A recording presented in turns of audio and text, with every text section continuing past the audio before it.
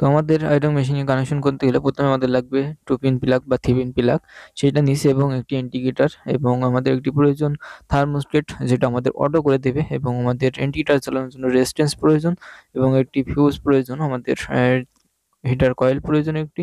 এইগুলো আমাদের প্রয়োজন হবে। এখন আমরা এগুলো কানেকশন করব। সেটা কিভাবে কানেকশন করব এই ভিডিওতে দেখাবো। তো আপনারা সবাই মনোযোগ দিয়ে দেখবেন। প্রথমে আমরা 3 পিন প্লাগ থেকে ফেজ লাইন নেবো, নিয়ে ফিউজে যাবে প্রথমে। ফিউজ থেকে আমাদের যাবে হিটার, যে হিটার কয়েলটি দেখতেছেন এই হিটারে যাবে। হিটারে যাওয়ার থেকে আমাদের যাবে ডাইরেক্ট রেজিস্ট্যান্স, রেজিস্ট্যান্স হয়ে যাবে ইন্ডিকেটরে।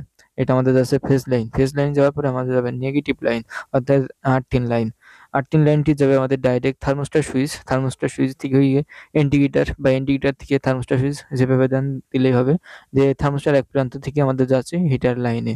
এই এতটুকুই কানেকশন। তো এই কানেকশনটা খুবই জটিল না, একদম খুবই সিম্পল একটি কানেকশন। তো সবাই ভালো থাকেন, সুস্থ থাকেন। ধন্যবাদ।